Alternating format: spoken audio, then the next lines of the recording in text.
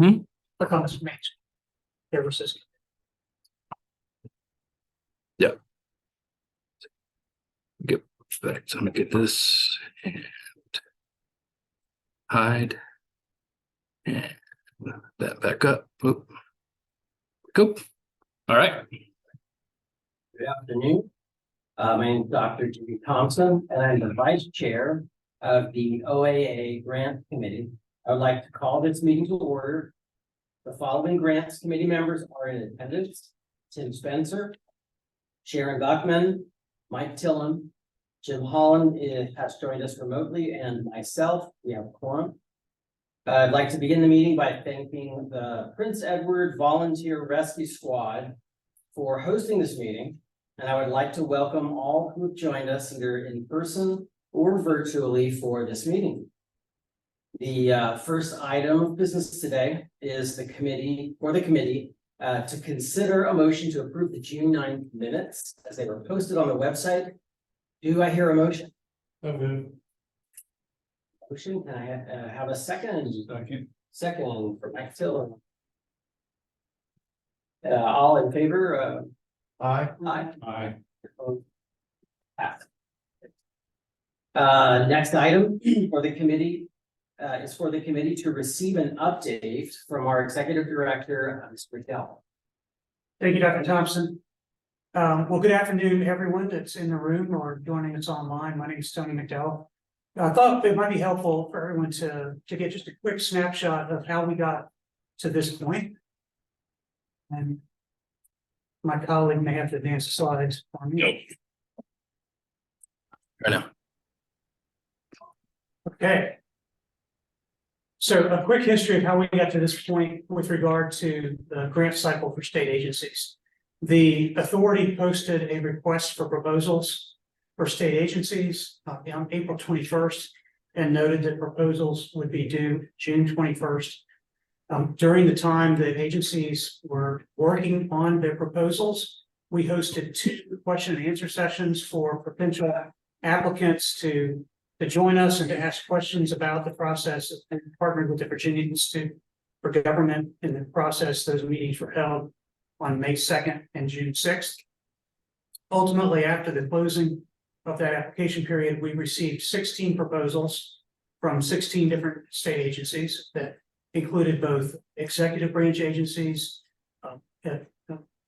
judicial agencies, as well as independent universities, authorities, and so forth. So a total of 16 proposals that included 32 projects and came to a total of $22.7 million in requests. Our staff reviewed all of those proposals and began scheduling meetings and phone calls and interviews with the various agencies that had submitted the proposals to identify options to scale the awards for the proposals so that we could get closer to our budget. So again, we received almost 23 million in requests, and we had a budget of 8.3.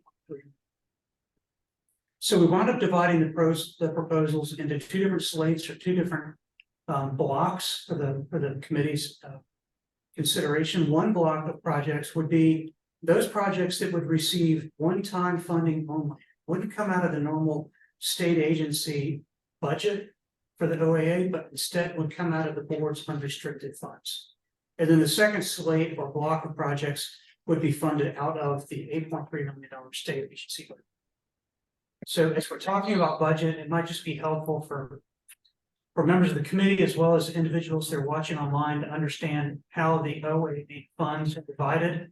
And so on the right side of this pie chart, you see funding that goes to cities and counties. And so 15% of our fund goes to individual cities and counties.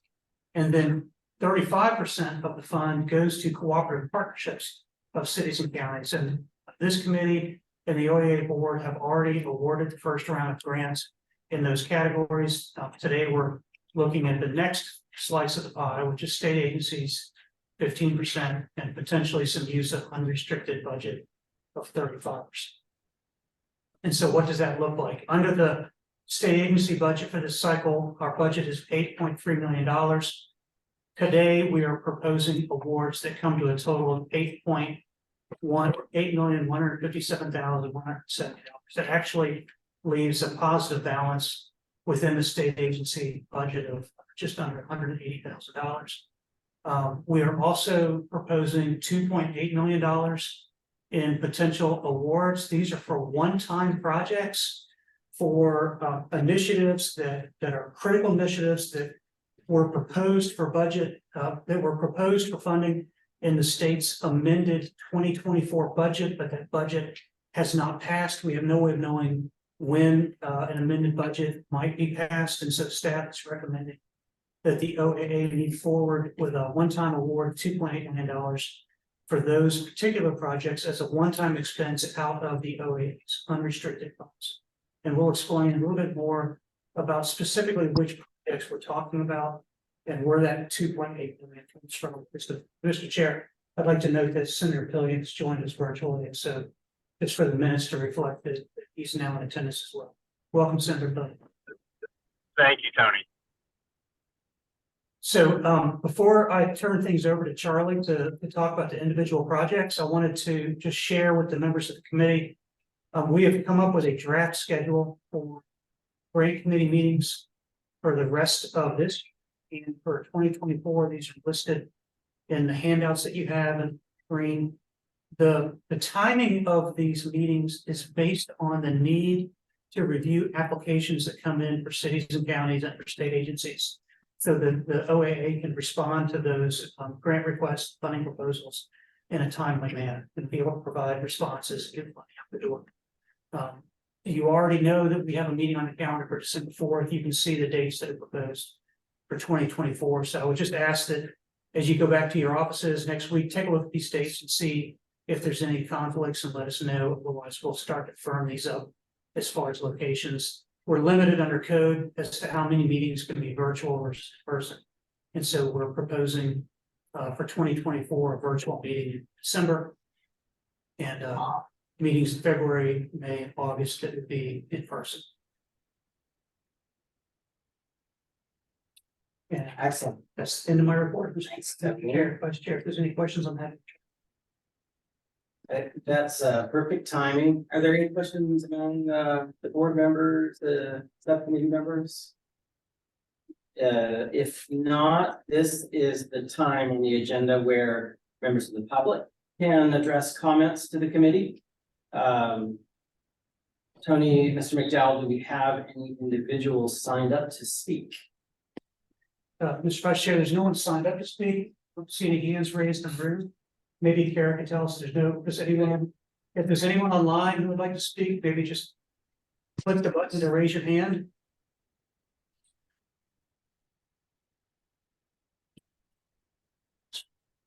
Well, the next item is for the committee to receive an update from the Director of Operations, Mr. Flynn. All right. Thank you, Mr. Vice Chair. All right, so. Hi. Sorry, Tony- I'm just trying to Oh, no, excuse, that's okay. excuse me, just trying to find a place. Proposal. Good. All right. Thank you. All right. So Tony gave you an update of how we kind of came to where we are. So now I'm going to talk through the proposals that we and the summaries for those and the recommendations we have around them. So the first thing I want to address is we have created kind of a blanket set of terms and conditions for these state agency awards that are in addition to kind of what we kind of created as our general template terms and conditions that we use for the city and county grants. So I modified that to work for state agencies. That was part of the RFP package that all the state agencies received. And so these are over and above that are more specific to these grants and operations. So this is going to include that, and all these will be incorporated into the agreement for the grant. So this is going to include terms and conditions that are outlined in the request for the proposal. So these kind of conditions that the agencies put upon themselves as part of the proposal, it will be included as well. Each recipient must adhere to existing practices, policies, directive, and applicable laws, including those for establishing new positions. So an agency may not use OAA funds to increase their maximum employment level over and above what the General Assembly may already been able to approve. If they have an approved position, they would have to use either a contractor or like an existing position that they have that's unfunded. OA awards are for 1 year only. And they have a 1 year performance period, which is October 1st through September 30th of each year. Also, as I mentioned, we're going to do a formal execution of memorandums of agreements between the OAA and each agency that will form the basis of the award.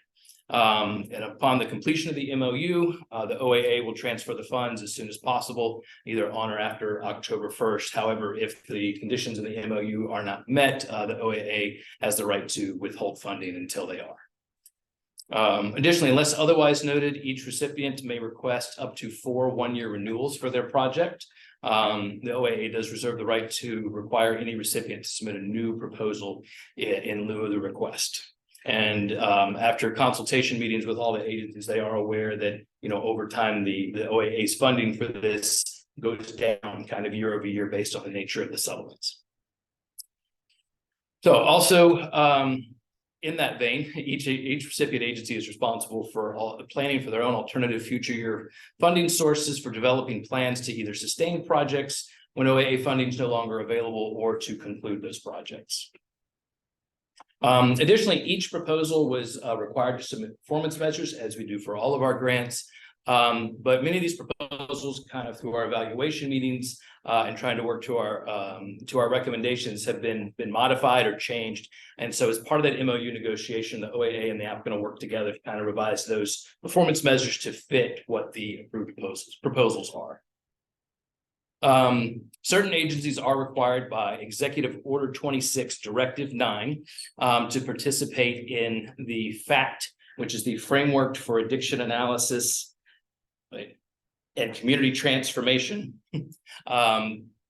database. And so that is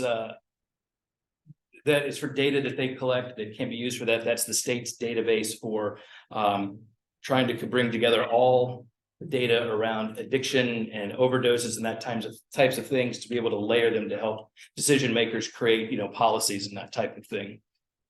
So any of the agencies that are not compelled are strongly encouraged by the OAA to work with FACT and transmit their data and is there as well. And lastly, recipients agree to submit to OAA for review any public-facing materials, such as online materials, videos, print materials, advertisements, prior to finalizing the release. So the OAA may elect to require its name, logo, and maybe certain wording, such as, you know, funded in part or in whole by the Opioid Abatement Authority or the Opioid Abatement Fund, so that we're publicly communicating that. Any questions on the conditions? All right, so we'll get into our proposals here. So our first proposal is from the Virginia Indigent Defense Commission. And for those not familiar, this is an independent state agency that oversees the public defender's offices throughout the Commonwealth. And so they proposed creating these reentry and recovery specialist positions in 7 of the localities with public defenders that have the highest overdose death rates combined with their largest kind of caseloads. That's Chesterfield, Fredericksburg, Lynchburg, Martinsville, Pulaski, Roanoke, and Winchester.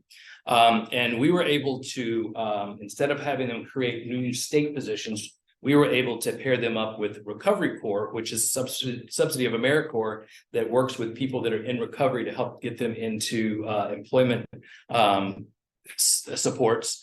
And so these two entities are going to work together.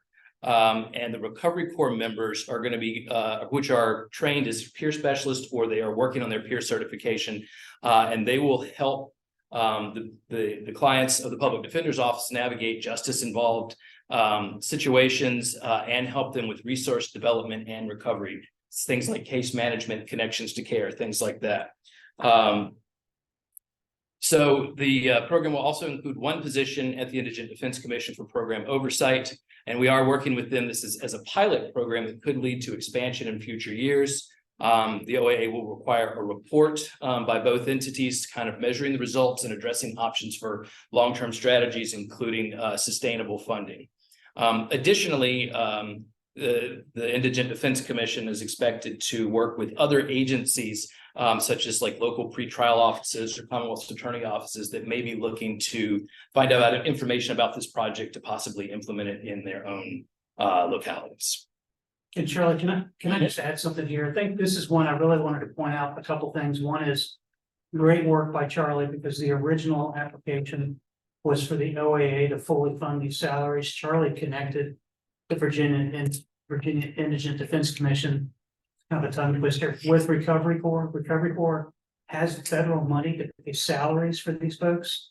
So it's really a win-win. Recovery Corps is helping individuals that are in recovery, helping them get their certification and placing them within public defender's offices.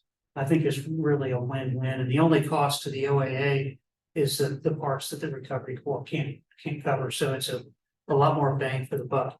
It's also worth noting that not every community in Virginia has a public defender's office, and that's the reason why we wanted to make sure that VDIC would be willing to work with other institutions to help them provide the same type of support to communities and public defenders. And then the third piece is that I got an email from Delegate Ballard's office, and he asked for me to convey to the committee his particular support for this project. So Delegate Ballard is a fan.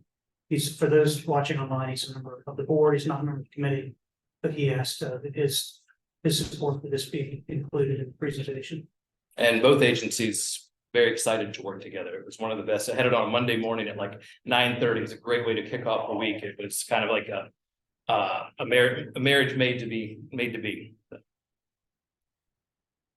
All right, so next we have Radford University. So Radford is looking for funds, 160,000. Sorry, I forgot to mention the award for the Indigent Defense Commission will be $224,745. Radford University seeking an award of $160,277 to expand their existing Radford Collegiate Recovery Program, which also grew out with some support from VCU's Rams and Recovery Program. They want to enhance their outreach and awareness, overdose prevention, healthcare screenings and connections, and implementing a warm handoff process, and some support for a new living learning facility that they're about to open for people, students in recovery. They have also, in between us, their submission coming through and the awards that the OAA made back in June, they're going to work with that Montgomery County Award for the New River Valley ecosystem. They're kind of on the steering committee now, and they're, so two of our grants potentially are going to be collaborating together of their own accord without any OAA coercing. So it's a really great thing. Initially, some of their overdose prevention is going to include naloxone boxes on campus, working on prevention programs and getting those embedded in the Greek organizations. And they're also going to be offering scholarships to students that are in recovery. Next, we have the University of Virginia, who is working on for $258,171, what they're calling their SMART clinic, which is a street medicine access reduction and treatment. That's what SMART stands for. So it's a street medicine clinic that is going to be connected to a multi-day resource shelter known as the Haven. It's in Charlottesville area. So it's going to be an office, an OBOT, an office-based opioid treatment program, but it's going to be in the community. It's not going to be in one of UVA's facilities. And the idea is to engage individuals with opioid use disorder who otherwise do not seek treatment. It's also going to help provide access to long-acting injectable medications for people with opioid use disorder. It's going to expand their existing helpline and deploy harm reduction supplies via a vending machine. And anything that's included in that will have to be compliant with the FDA and Virginia Department of Health guidelines. The OAA is working on potentially engaging with a third-party expert to be able to kind of look at the effectiveness of the program from a clinical standpoint.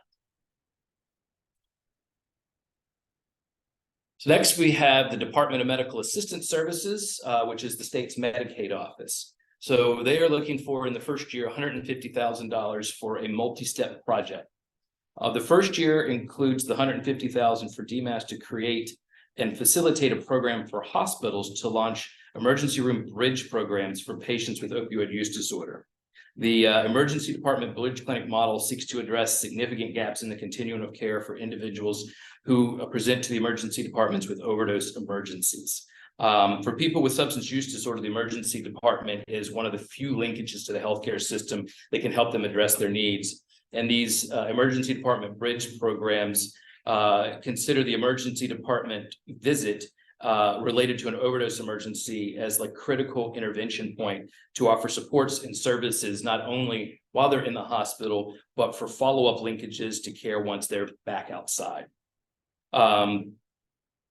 So the process will set up an RFP to gauge interest from the hospitals. And then in the second year, the award would be approximately $950,000 to launch at least 2 bridge programs each year. And once the programs are launched and in place, they are usually able to be supported, self-sustaining ththrough medical reimbursements. And DMAS has successfully managed a couple of these programs, one at the Carillion Clinic in Roanoke and one at VCU Health System in Richmond through a federal grant that has ended. So, and DMAS and OAA will work together on the development of the RFP, and we will be able to see the results of the RFP within about 6 months, so that can help us plan for potential future funding needs based on the interest. Next, it's Virginia Commonwealth University, and they provided 2 proposals that are recommended. So for a total of $525,711. So the first one is for VCU's Wright Center for Clinical and Translational Research to create a technical resource toolkit for Virginia cities and counties. This will have VCU researchers working with the Virginia Society of Addiction Medicine for an online toolkit that provides examples of opioid abatement best practices and evidence-based programs that cities and counties can implement using their opioid settlement funds. VCU will also offer technical assistance, including strategic planning, program implementation, evaluation services on a fee basis. And the localities can use their opioid abatement funds to work with VCU on that. And they will be able to publish information from the toolkit online on a quarterly basis. The second proposal from VCU is from VCU's Massey Cancer Center, which does serve a very wide and diverse clientele that are in cancer treatment. And the idea is to research and develop protocols for pain management in palliative care settings. There's increasing issues with patients surviving their cancer, but have a heavy opioid dependence to manage the pain that goes along with this. So the idea is that protocols will help healthcare providers be able to look for the signs of opioid use disorder, and then also for people that to be able to step down either to lower level opioids like buprenorphine or naloxone, or to be able to wean them off altogether. So the project is recommended. That's a $245,000, and the OAA again may use a third-party expert to help review the effectiveness of this program. Charlie, if I may, Mr. Vice Chair, we do have with us this afternoon, Dr. Jerry Muller from VCU. He's made the drive down from Richmond, and I think was the primary author of this proposal. So I'd like to thank him for being here. And as Mr. Vice Chair, if it's appropriate, Mr. Muller, Dr. Muller might want to make some comments. That would be great. So we're very excited about rights center in terms of clinical translation research and community engagement is a major part of the rights center. One of the things we're going to really look forward to is engaging public communities across Virginia to set up so it really becomes a collaboration with the communities to see what their resources, their needs are, and matching to this with evidence-based programs for prevention. And Massey Cancer Centers, it favors me about this because they're doing a very good job of treating patients who in the past would have died of terminal. And historically, what they would do if somebody, is palliative care, they just give as many opioids as possible, but those patients are stuck on these giant things. So that's that. Thank you. All right, next. So I have these next 3 agency proposals all on the same slide because they all center around youth prevention programs. And so I want to note up at the top that all three of these organizations have agreed to work with an OAA-led kind of coordination meeting on youth prevention programs. So we can see how the progress is made. We can see opportunities for streamlining things, and also make sure there's not any duplication of services. When we received the proposals from these organizations, there was some overlap in their initial proposals. And so we worked with them, primarily Cindy did, to kind of figure out what piece do they do best that we want to see. And that's how we kind of put these things out. So the first one from the Department of Education for $520,250. We'll use the funds to hire a health and safety plan coordinator to work with school districts across the state to implement K-12 opioid abatement programs. And they will also create an opioid abatement education ambassador program for student-centered social media campaigns.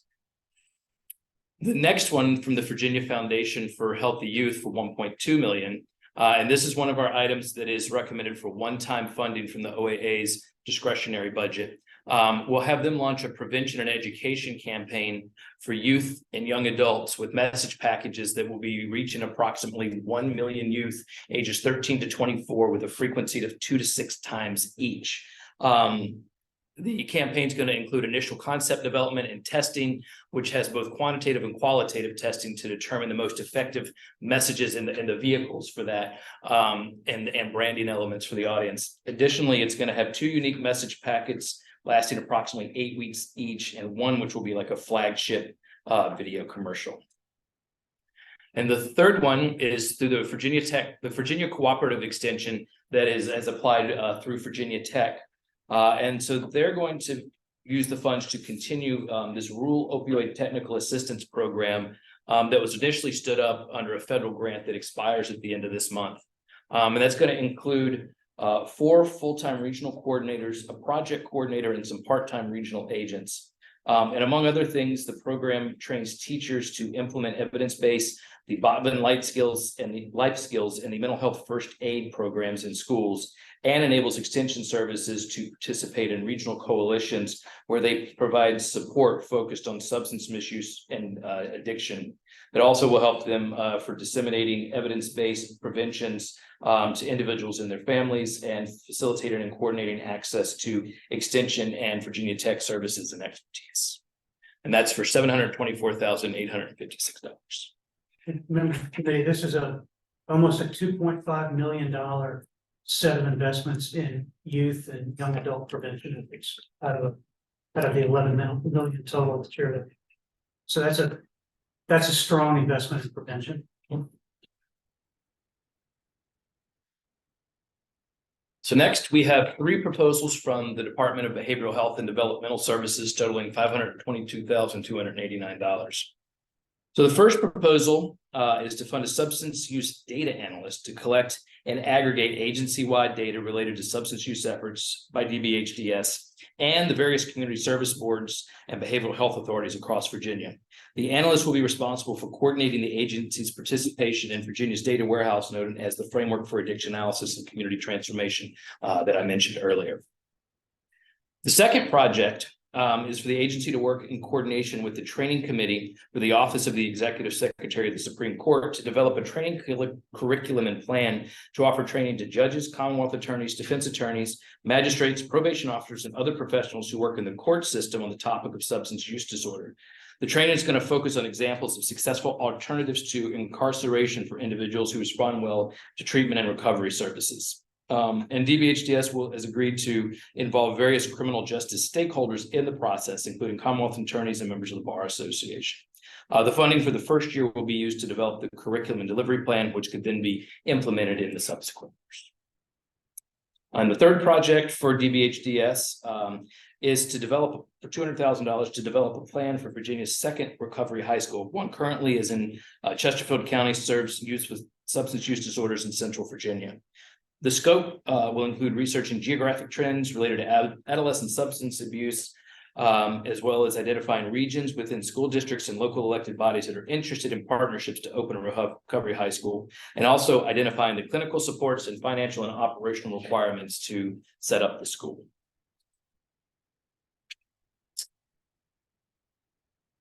Next proposal is from the Office of the Attorney General. And this, just a note, they only asked for 1 year of funding. They did not ask for funding in the out years for this. So the project will launch a mass media campaign to educate Virginians about the dangers of opioids with the focus on fentanyl, built on the One Pill Can Kill and Get Smart About Drugs public information campaigns from the U.S. Drug Enforcement Agency.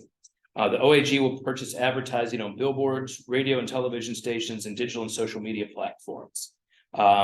This will raise awareness and drive teens and their parents and caregivers to drug awareness resources at the Virginia Rules website and DEA's website, Get Smart About Drugs.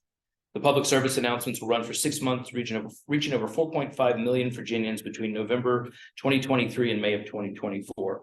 Additionally, the OAG has contributed $60,000 in matching funds, and partnering media outlets have contributed $450,000 worth of advertising in kind. And I mentioned the OAG did not request out year's funding for this. The next request is from the Office of the Executive Secretary of the Supreme Court of Virginia. They will use these funds to develop a statewide best practices standard for drug testing within all alternative dockets, and promote awareness about that standard to all localities that provide financial support to alternatives. The OAS will also use the funds to establish a grant program to offer financial assistance to localities to help pay for special docket drug testing that meets the OAS standards. They will work with the OAA on the kind of the RFP process for that, and will be able to be involved in and see how the decisions are made.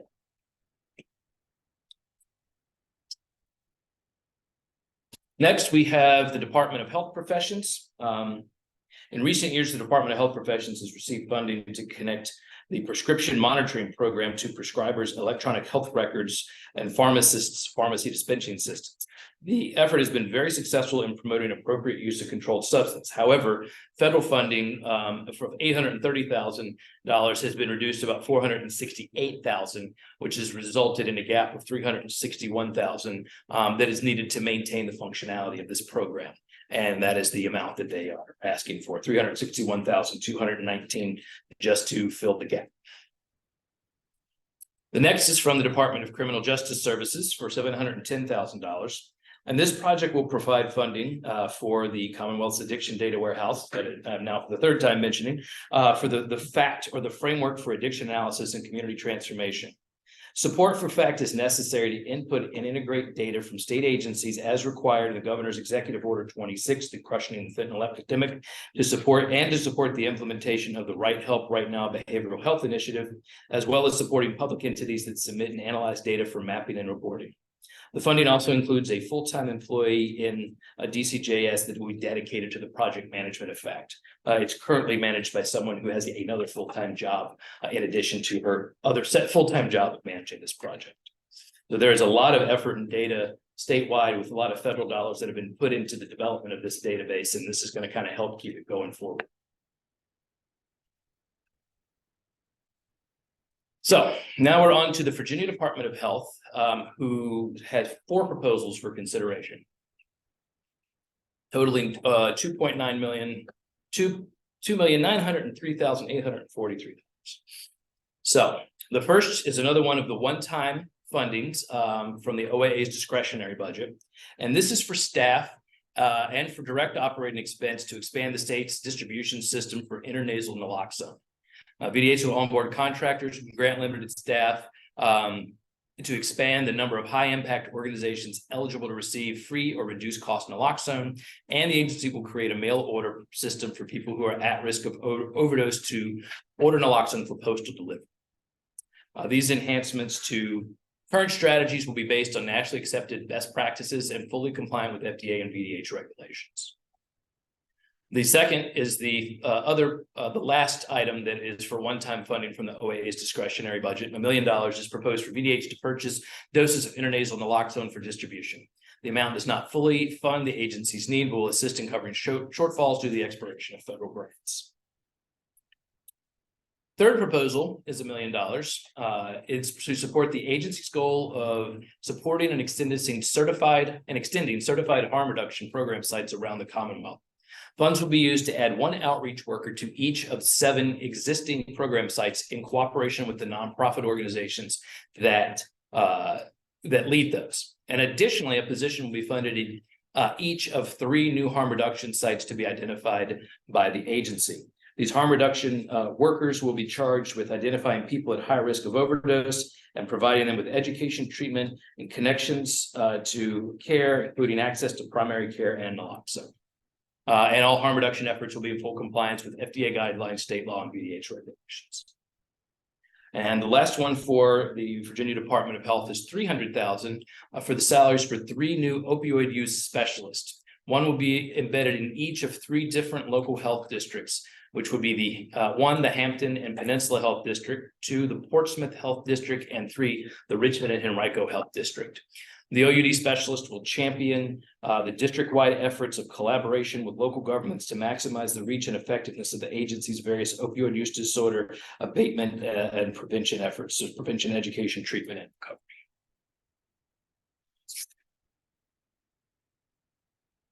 We're almost there. Virginia Department of Social Services. So this project provides DSS with funding to expand their Kinship Navigator program in coordination with local governments and community partners. Parental substance abuse is one of the reasons for removing children from the home, and in many cases, extended family members that would be known as kin, or friends, which are known as fictive kin, assume the guardianship of these children. Kinship navigators provide support to kin or fictive who are acting as guardians or care providers for the children. The project provides DSS money to fund competitive proposals submitted by local DSS offices seeking to expand their currently existing kinship navigator programs. The local governments which operate the local departments of social services are also able to use their direct opioid settlements or their OAA individual distribution grant funds for these purposes. So this award will fund the expansion of up to 5 different kinship care navigator programs beginning in 2024. The total cost for this is $205,500, which is about a half a year funding, because we don't expect costs to incur until early 2024 due to the RFP process and onboarding of staff. So this is the last one.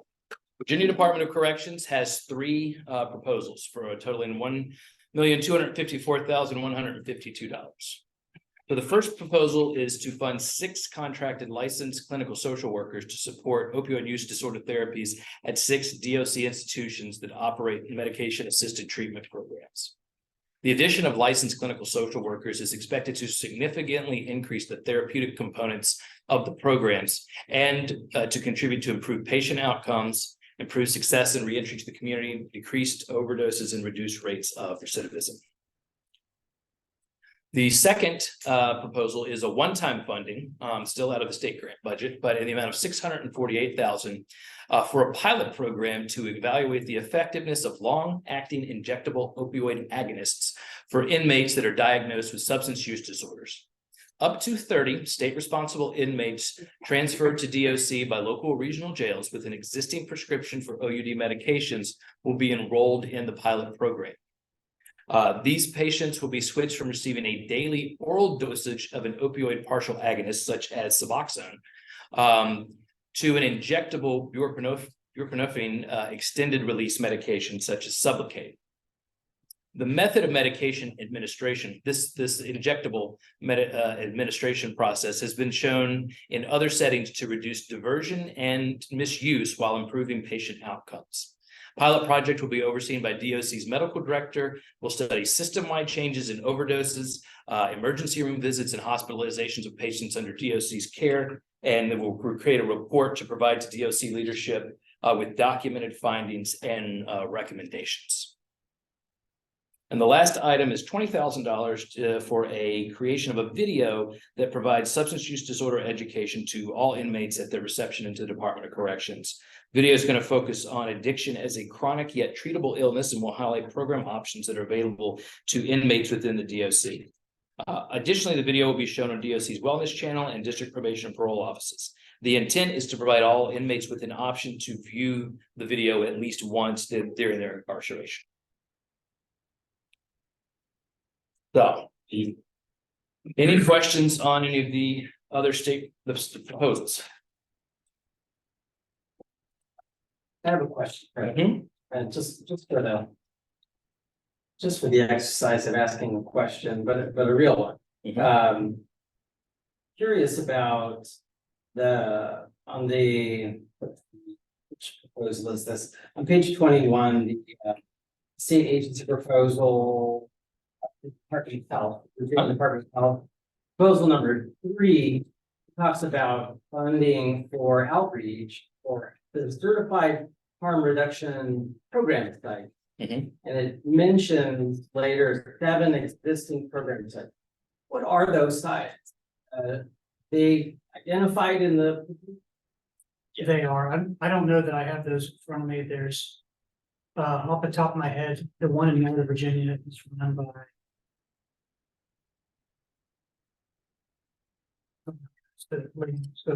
Workshop. Oh, Chris Atwood Foundation. There's the. I'm sorry, I haven't listed out. But it does, is reduction.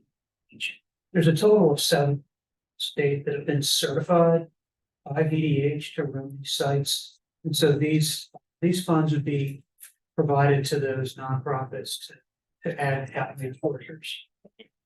And the outreach workers, their job literally is to find people. So they're gonna engage people that housing insecure, homeless, they're gonna be connecting to people that are coming out of emergency rooms, jail, and meeting them where they are, so to speak, and offering them services. We'll absolutely get that list for you. I just don't have it in front of me. just trying to remember, it seems like there was another proposal that involved creating harm reduction site. Part of what DDH is doing is they have a goal of building out additional harm reduction sites state. I think that there's 11 right now in the Commonwealth, and they want to get to something 28, Okay. but they can't do it all at once. This incremental step in the direction. And so even with this funding, it doesn't provide everything that they need, but rather gets us one step down that. As part of the process for the site to become certified. That's Yeah, the UVA proposal would have a harm reduction machine, That, which would be really that's like things like you can get in the lock zone, you can get trying to think of what all goes into this. Not, I don't think needle exchange is allowed. Not sure about that either. I know there's things like condoms and all kinds of various, more than just, there's opioid use harm reduction, things like naloxone, but there's a broader kind of category of harm reduction. That was the other kind of main mention of harm reduction, I think, in the other person. That's not like a site with connections to care, that's more of an access to right, various materials and that kind of thing. So they don't, it's not talking about that. no, they're separate. Existing Mhm. recertified. Yep. This is what I should, I'll try to list these off to you. Chris Atwood Foundation. Yeah. It's the Health Brigade in Central Virginia. Strength in Peers located in Buckingham. There's Strength in Peers has. Navigating here on as we speak. Minority Aid Support Services, Hampton Roads area.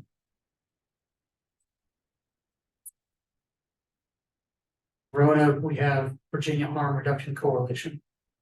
And, I'm missing one.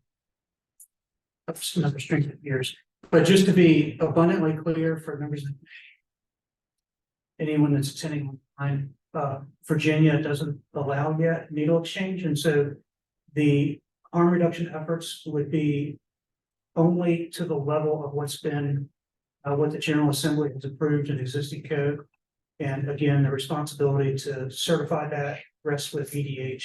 And so in any of the programs that we've recommended for funding that involve harm reduction, we've made a note that they would have to be in compliance with state code and their VDH regulations. Is there anybody else with a question? For Charlie? I've got more stuff. Great, yeah, next item is for the committee to receive an update, another Yes. from Charlie, more. So now switching gears, this is updates to our city grants processes. And so this is for the process that will launch again October 1st and run through April 1st. That will be not only new applications, but amended applications or renewals of applications for awards that you've already been approved. So this is basically just kind of the items that we have kind of identified. We did a big brainstorm, kind of lessons learned based on our own experience, as well as feedback we received from numerous applicants about how we can kind of improve the process on both sides. So we want to provide a standardized sheet to collect information regarding the use of the direct distributions, including any of the funds that reserved by the local governments for future use. We're going to remove the requirement that the elected body must adopt a resolution in order to apply for the gold standard or any resolution requirements. They seemed like a great idea, and we thought it was clear. And when we started explaining it to people in various situations, it was more confusing than we had ever intended. So this will allow the chief executive or a person with signatory authority to sign the agreement.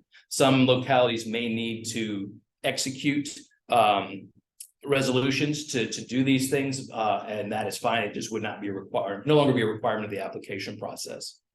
We'll provide standardized budget spreadsheets for both revenues and expenditures for each grant. Cooperative partnership applications will have to list the sources of contributed funds coming from each partner in those budgets, as well as any cash contributions that are offered on behalf of applicants from other organizations.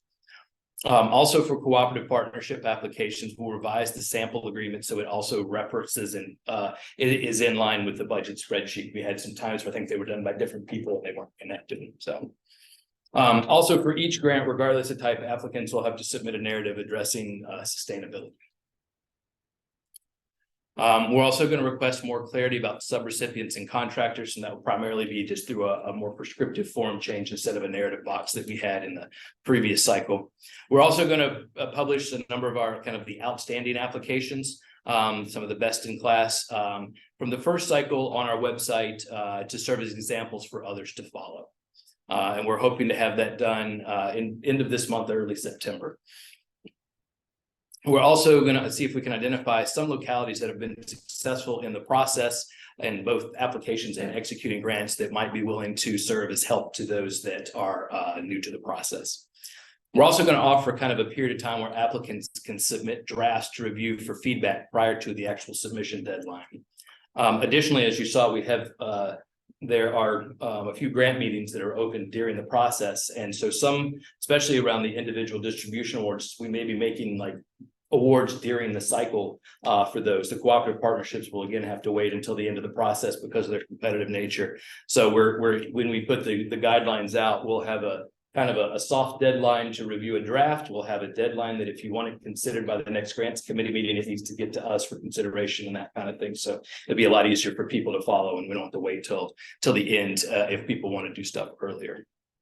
We're also going to have more clarity provided on the different types of funds that cities and counties have and can use. Tony's actually already working with me on a draft of the sheet for each city and county that tells them how much they have. And we're going to kind of expand that out. Hopefully we'll be more settlement dollars to communicate by October 1st and make it a little clearer as to what they are and then how you access those funds and how you can use them. We're also considering going to try to put some flow charts in for some of the more complex situations where you're, especially in the cooperative projects where multiple funding types are being used together. We're also going to make sure that it's explicit that cooperative partnership grants are only awarded 1 year at a time, and reiterate the expectations that are needed in order to receive a renewal in the subsequent year. And then also we'll have an application process for new projects, and then we'll also have processes to kind of renew a current process or amend a prior award. We're hoping the renewals and amendments can kind of be in one form. The information will be very similar. So the bulk of the information that we collected and that the grants committee approved back in January of this year will still be there, just be laid out in a little cleaner and more streamlined way. This is really just us looking at what went well, what we can improve upon, continuous improvement, and asking the committee to give us the flexibility to make these revisions to the application process for. So any questions on that part? No. All right. So my last item, we have I was going through the award process and working with cities and counties for the award package we were putting together. We found a couple of items that needed some technical amendments to those that were approved by the committee on January 9th and the board on June 9th, and the board on June 23rd. So there are 3 awards. So the first one is for Accomack County's individual distribution. It was kind of a misunderstanding when we put the award together and kind of over credited their direct funds that they currently have and under awarded the individual funds. So there'll be a business item in a few minutes to kind of adopt an amendment to this. That will right size that. It'll increase their award by about $14,000 from the individual pot from the OAA and reduce their direct contribution that they can hold for other projects at a later time. The next one is the Montgomery County Cooperative Partnership. This is the New River Valley Recovery Ecosystem. There was again some most of these basically all 3 of these are around kind of miscommunication, misunderstanding about money that was supposed to come out of the direct versus what was supposed to come out of the individual distribution. And so we need to have some corrections there that will kind of change the reduce the OAA's individual distribution amount that was awarded. And the same thing with Stafford. There's some money that should have been credited to their direct that was credited to their individual distribution. And so for those 2, what we'll be asking is for the flexibility for the executive director to negotiate with them to be able to right size those awards, as so long as the total cost of the project remains the same, the commitments for the matches remain the same, and there's no kind of change in the scope of the process. Happy to take any questions on. Mr. Vice Chair, we do have one question that's been submitted in the chat. Okay. And with the committee's indulgence, I'll read the question. All right. We can see if we have an answer for this person. So the question is, thank you to the panel for this informative presentation. I'd like to know, does the Virginia Department of Health have real-time overdose tracking systems in any municipalities? If not, are there any plans to integrate such a system?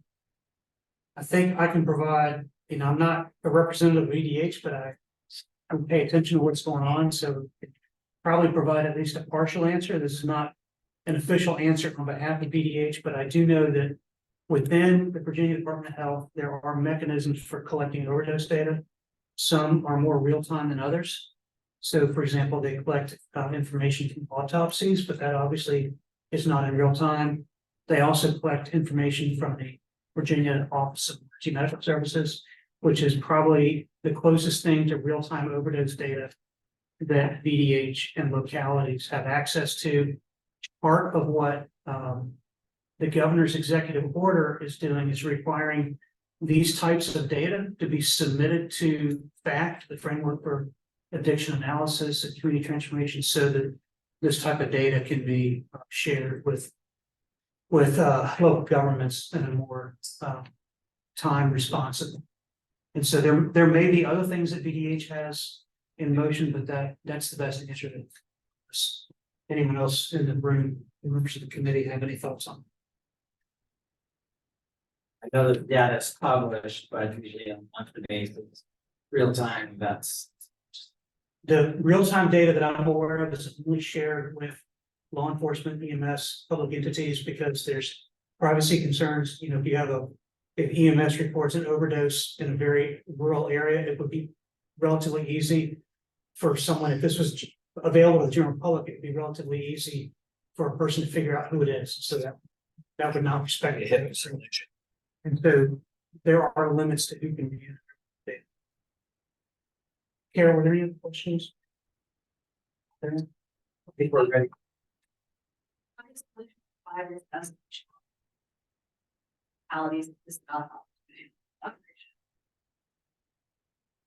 Question was, how do service providers best reach out to localities?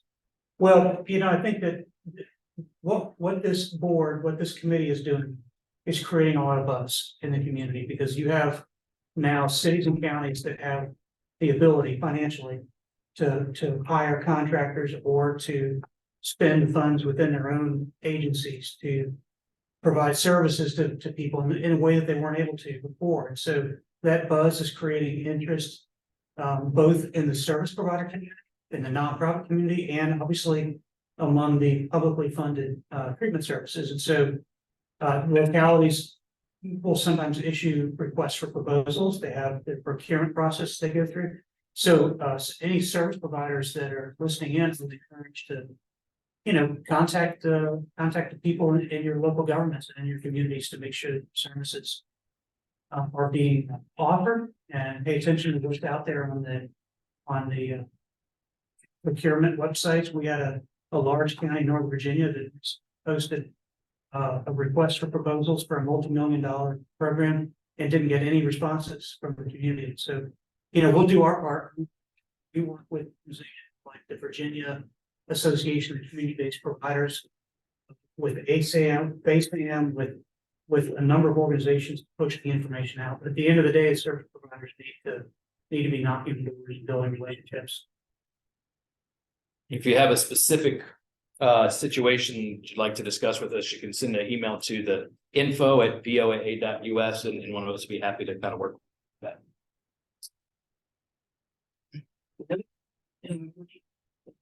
And now we're moving to our new business.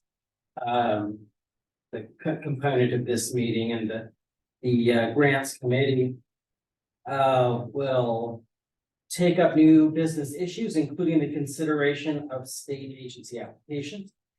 Chair will consider OAA staff's recommendations in separate blocks of motions. The first two blocks will be those applications whereby no member has voiced a possible conflict. The third block will be one application whereby a single member, myself, has voiced a possible conflict, and I will therefore recuse myself from chairing, deliberating, and voting when that time comes. First, we will turn to the first block of applications whereby no member has voiced a possible conflict. The committee will take up for consideration the state agency applications listed in a block and provided on attachment A of this agenda. That if passed will be funded from the portion of the Opioid Abatement Fund restricted to use by state agencies pursuant to Virginia Code.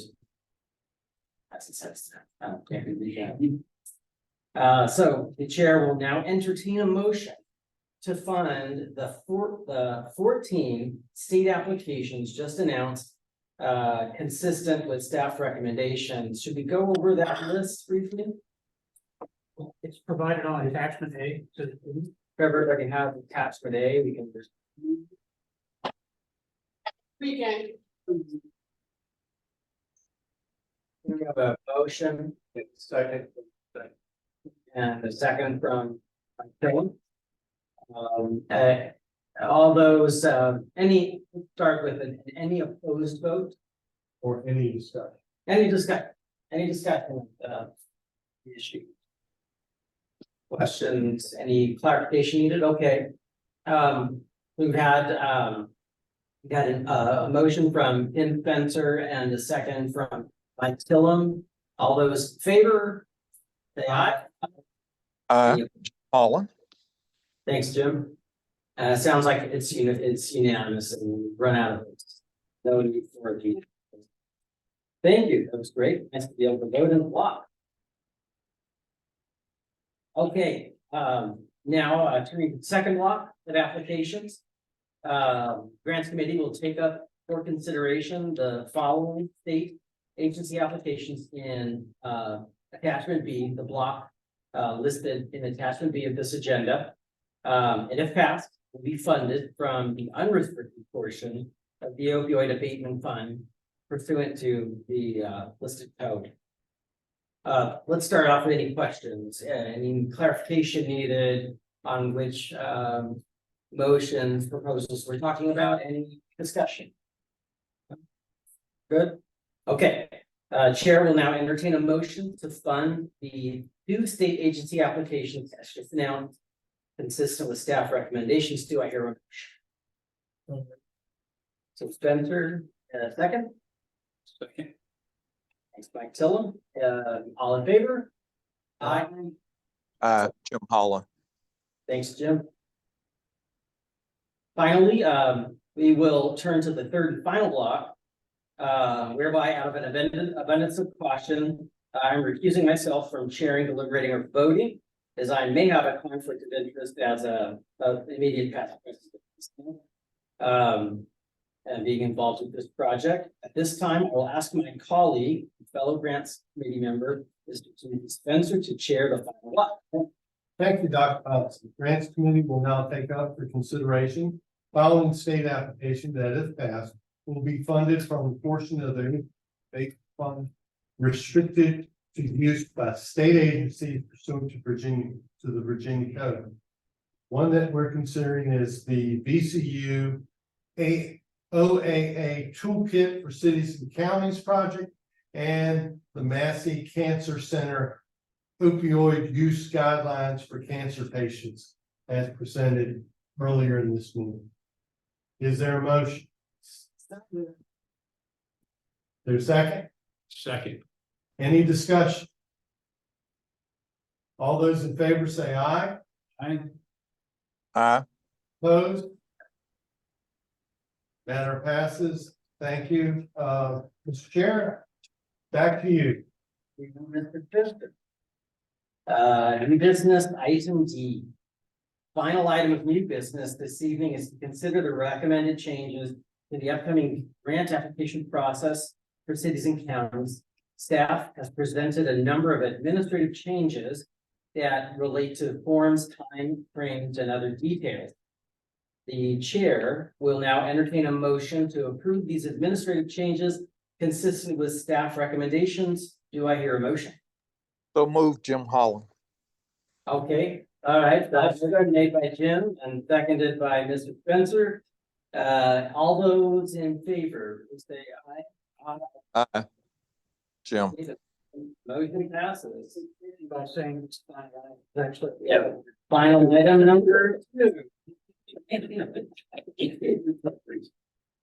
Grants Committee will now take up 2 technical amendments to previously approved grants, as just discussed by Mr. Linekum.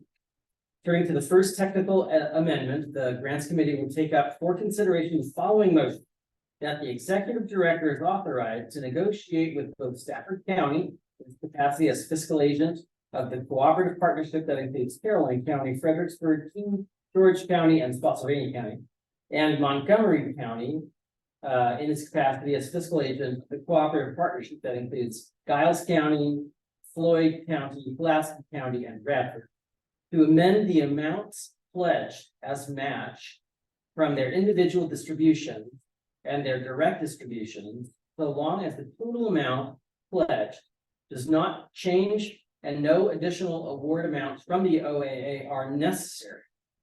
The chair will now entertain a motion as just announced, consistent with staff recommendations. Do I hear a motion? Motion made by Mike Tillum. Do I have a second? Second. Second by Timothy Spencer. Any discussion, any questions? All right, all those in favor, please indicate with an aye. Aye. Holland. Sounds like it passed again. New business item F. Now, turn to the second technical amendment.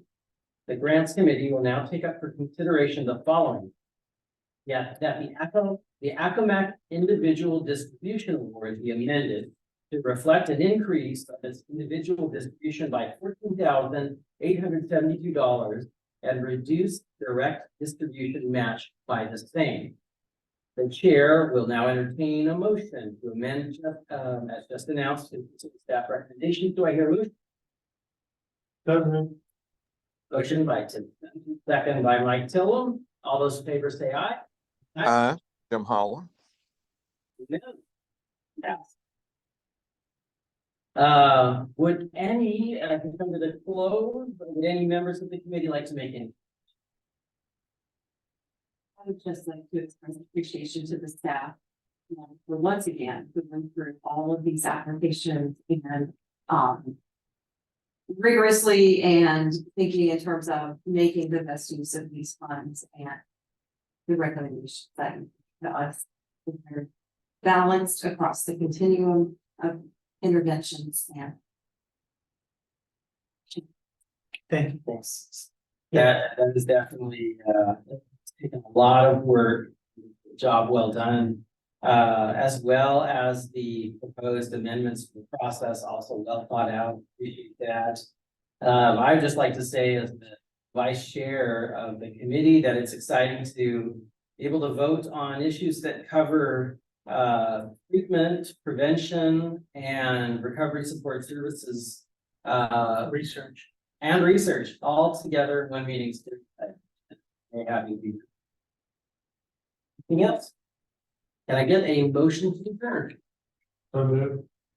Motion, made, seconded by Mike. Do I have to take a vote? Can I just say? Meeting is adjourned. Stop it. Stop recording. Well, thank you. You know, we had Cindy in the new one.